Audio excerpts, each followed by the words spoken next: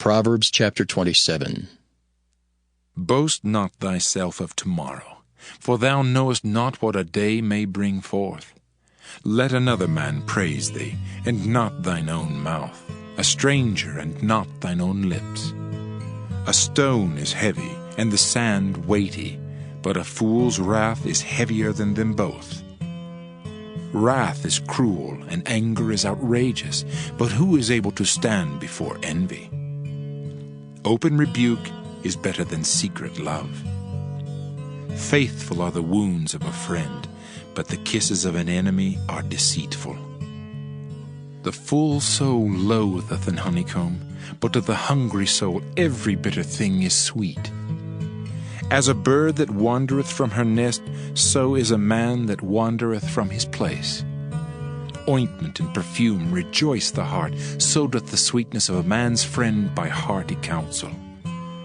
Thine own friend and thy father's friend forsake not, neither go into thy brother's house in the day of thy calamity, for better is a neighbor that is near than a brother far off.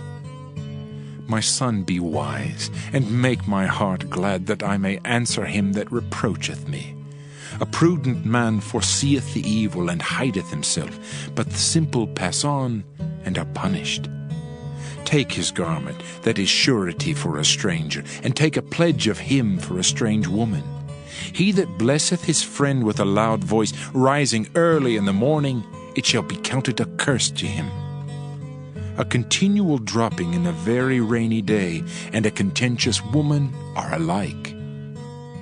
Whosoever hideth her hideth the wind, and the ointment of his right hand which bewrayeth itself.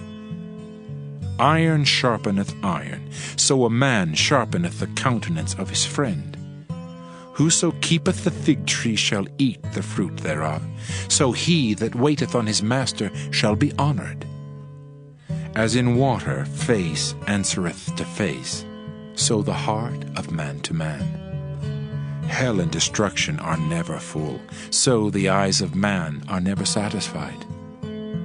As the fining pot for silver and the furnace for gold, so is a man to his praise.